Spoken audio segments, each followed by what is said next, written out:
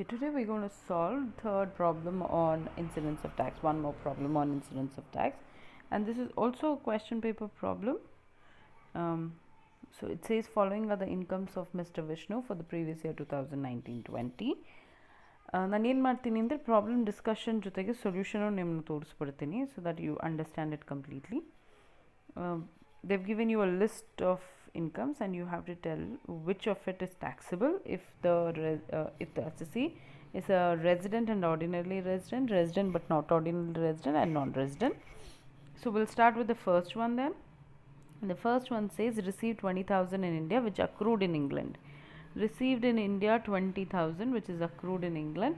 Now remember I told you anything which is received in India andre it is taxable in India for all kinds of assessees. So this will be taxable for all the three assessees. Received in India andre let it accrue anywhere does not matter. Adhe riti accrued in India andru received anywhere does not matter. So this is going to be taxable for all kinds of assessees. Second one says 10,000 earned in India but received in England. ನಾನು ಇದನ್ನು ಹೇಳಿದೆ ನಿಮಗೆ earned in India ಅಂದಿದ ತಕ್ಷಣ ಅಥವಾ received in India ಅಂದಿದ ತಕ್ಷಣ it will be taxable for everybody ಅಂತ. So this 10,000 is also taxable for all the three assessees. Okay. Next one says 5,000 were earned and received in Africa but brought to India. So were earned and received in Africa but brought to India. Brought to India does not actually matter. ನೀವು ಇಂಡಿಯಾಗೆ ತೊಗೊಂಡು ಬಂದರೆ ಅದನ್ನು earn ಆಗಿ receive ಆದಮೇಲೆ it becomes a foreign income. ಫಾರಿನಲ್ಲೇ earn ಮಾಡ್ತೀರಾ ಫಾರಿನಲ್ಲೇ ರಿಸೀವ್ ಮಾಡ್ತೀರಾ ಅಂದರೆ it's a completely foreign income. As such it will be taxable only for ordinary ರೆಸಿಡೆಂಟಿಗೆ ಮಾತ್ರ ಇದು ಟ್ಯಾಕ್ಸಿಬಲ್ ಆಗುತ್ತೆ because this is a foreign income. Okay.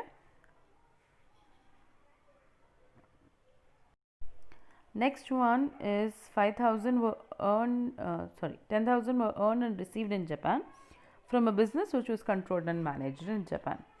So, 10,000 ರೂಪಾಯಿ they are earning and receiving in Japan. ಅಲ್ಲೇ ಸಂಪಾದನೆ ಮಾಡಿ ಅಲ್ಲೇ ತೊಗೊಳ್ತಾ ಇದ್ದಾರೆ, ಸ್ವೀಕೃತಿನೂ ಅಲ್ಲೇ ಆಗುತ್ತೆ. ಬಟ್ ಅದು ಬಿಸ್ನೆಸ್ನ ಜಪಾನಲ್ಲೇ ಕಂಟ್ರೋಲ್ ಆ್ಯಂಡ್ ಮ್ಯಾನೇಜ್ ಮಾಡ್ತಿದ್ದಾರೆ. This is also foreign income. So it will be taxable only for ordinary resident. Okay, next one. 16,000 was untaxed foreign income of some earlier year which was brought to India in the previous year. So untaxed foreign income of some earlier year which was brought to India, this is not taxable. ನಾನು ನಿಮಗೆ ಹೇಳಿದ past untaxed foreign income brought into India during the current previous year is not taxable for anybody. ಆಯಿತಾ? So this is not taxable. Then interest on fixed deposit in SBM Bangalore 1,200. Interest on FD in SBM is a taxable income only. Right? And because this is happening in SBM, it is also an Indian income. It is Indian income which is taxable for all kinds of assessees. So 1,200 will be taxable for everybody. Next, income from agriculture in Africa 10,000. Income from agriculture in Africa. ಇದೇ income agriculture ಇಂಡಿಯಾಲಾಗಿದ್ದರೆ it would have been exempt, but this is happening in Africa. As such it's a foreign income taxable only for ordinary resident. ಇನ್ನೊಂದು ಸರಿ ಹೇಳ್ತೀನಿ ಕೇಳಿ. Agricultural income, if it is earned or received in India, is taxable for everybody. But because this is happening in Africa, it will be taxable only for ordinary resident. Okay, then dividend received in UK from an American company 10,000. Dividend received in UK le receive ಮಾಡ್ತಿದ್ದೀರಾ, again foreign country, American company. So it will be taxable again a foreign income taxable only for your ordinary resident. Ordinary resident ಗೆ ಮಾತ್ರ taxable ಆಗುತ್ತೆ, ಮಿಕ್ದವ್ರು ಯಾರಿಗೂ ಆಗಲ್ಲ. Okay, if the same thing would have happened in India, Indian company dividends are exempt from tax. But because it's from UK, it is taxable. Then next one, salary income for 3 months for working in Indian Embassy's office in Australia and salary received there 72,000.